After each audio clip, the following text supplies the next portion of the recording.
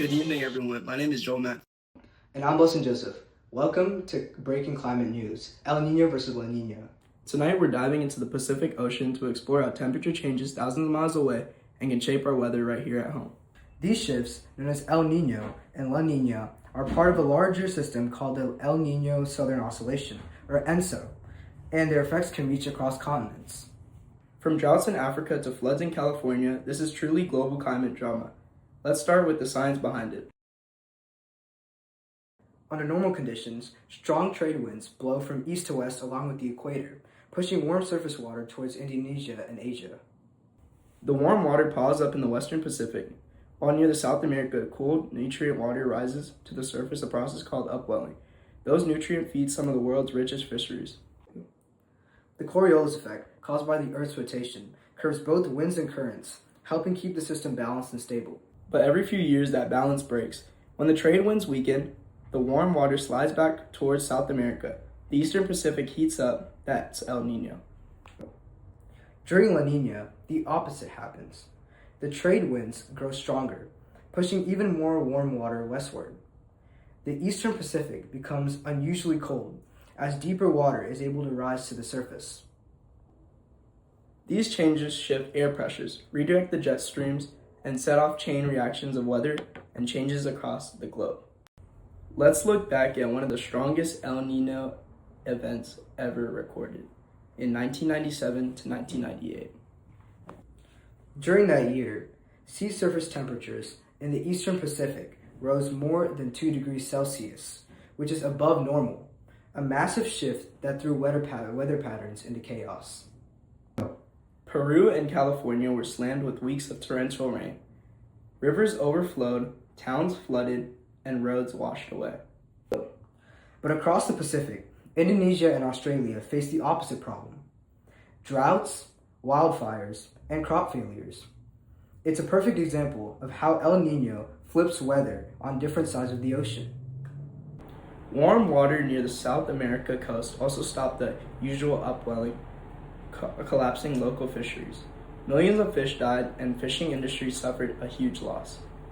Worldwide, the 1997 to 1998 El Niño caused an estimate of $30 billion in damage and contributed to tens and thousands of weather-related deaths. It was a wake-up call for climate scientists everywhere. El Niño was a devastating loss. Just a few years later, in 2010 to 2011, the opposite pattern occurred, a powerful La Niña. This time, the central and eastern Pacific cooled dramatically.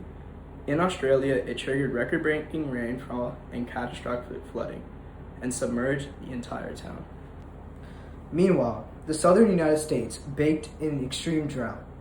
Texas lost billions in crops and livestock. At the same time, the Atlantic hurricane season became unusually active.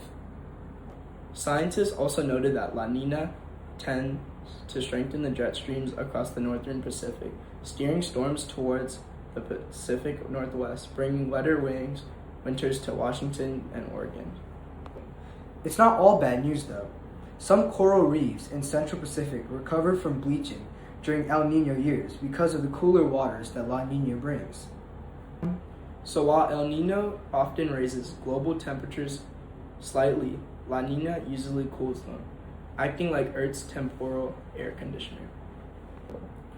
Despite this, both can disrupt agriculture, water supplies, and ecosystems depending on where you live.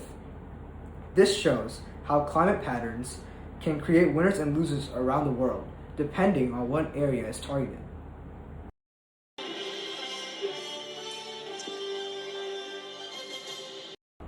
So what's the big picture? El Niño warms the Pacific and often brings rain and storms to the Americas, while La Niña cools it down and can cause droughts here but floods across Asia. Both of them affect more than just weather.